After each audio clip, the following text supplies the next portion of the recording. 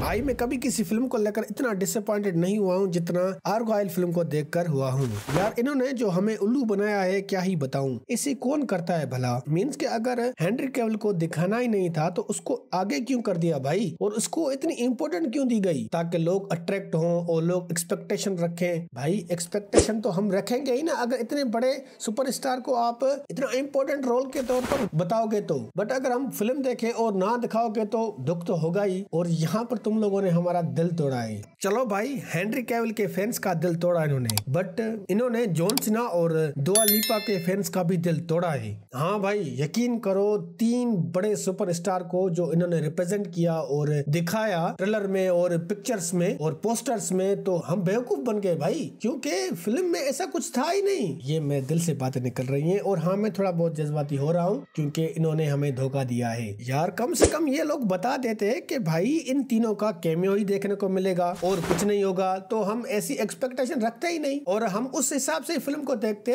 जिस हिसाब से ये लोग बताते। बट इन्होंने क्या किया कि बताया कुछ और दिखाया कुछ और। ये तो सरासर गलत है भाई।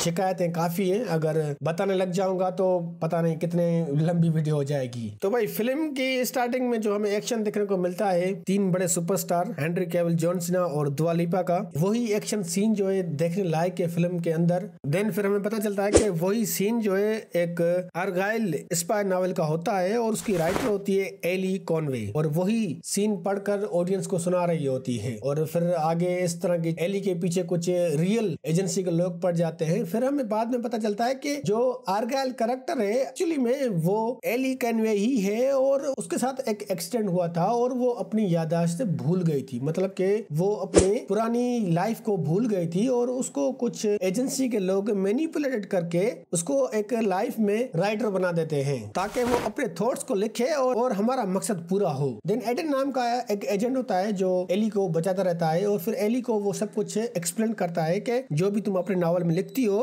एक्चुअली में ऐसा तुमने खुद की रियल लाइफ में किया था जब तुम एक एजेंट थी और तुम्हारा नाम है रिचल काइल मीन्स आर्काइल। जिससे सुनकर एली तो पूरी शॉक हो जाती है और उसे यकीन भी नहीं होता और फिर उसे बताता है कि तुम्हारा एक एक्सीडेंट हुआ था और उस एक्सीडेंट को 5 साल हो गए हैं और तुम अपने इन 5 सालों में ये नॉवेल्स लिख रही हो और उसमें अपनी कहानी बता रही हो। तो फिर उसके बाद क्या होता है वो आप खुद देख लेना अगर आप देखना चाहते हो। वैसे फिल्म देखने लायक तो है नहीं, बट अगर आप फिर भी एक नई स्पाई फिल्म देखना चाहते हो तो ये फिल्म जाओ देखो। बट उसका जो मिड क्रेडिट सीन है वो कुछ थोड़ा इंपॉर्टेंट रोल प्ले करता है क्योंकि जो आर्गाइल नाम का कैरेक्टर है एक्चुअल में वो रियल में दिखाई देता है और फिर हमें एक फ्लैशबैक दिखाई देता है कि वो किंग्समैन की एजेंसी के साथ काम करता है। हाँ भाई ये फिल्म किंग्समैन की फिल्म सीरीज के साथ रिलेटेड है या कनेक्टेड है, बट ये उसकी ओरिजिनल फिल्म नहीं है। जैसा कि इस फिल्म के डायरेक्टर हैं मैथ्यू वैगन और ये किंग्समैन फिल्म सीरीज के भी डायरेक्टर हैं, तो इन्होंने बस इस फिल्म को थोड़ा बहुत कनेक्ट रखा है ताकि लोग सरप्राइज होकर देखें। बट यकीन करो कि फिल्म बेकार है भाई। अब मुझे क्यों ये फिल्म अच्छी नहीं लगी, क्योंकि भाई मैं एक्सपेक्ट कर रहा था हेनरी कैविल को, क्योंकि मैं हेनरी कैविल का बहुत ही बड़ा फैन हूँ। दूसरा जॉन सीना का भी बड़ा फैन हूँ और हाँ ये दुआ लिपा का भी फैन हूँ भाई। ये तीनों इंपॉर्टेंट कैरेक्टर हमें देखने को नहीं मिलते। बस मुझे यही चीज जो है ना इस फिल्म में अच्छी नहीं लगी और इसी वजह से मैं कह रहा हूँ कि ये फिल्म अच्छी नहीं है। वैसे मैं अभी भी कह रहा हूँ कि अगर आपको एक नई स्पाई जेनर की फिल्म देखनी है तो आप ये देख सकते हो फिल्म, बट ज्यादा एक्सपेक्टेशन करके नहीं जाना कि हमें हेनरी कैविल और जॉन सीना जैसे कैरेक्टर देखने को मिलेंगे, क्योंकि अगर एक्सपेक्टेशन रखोगे तो मेरी तरह आपका भी दिल टूट जाएगा। तो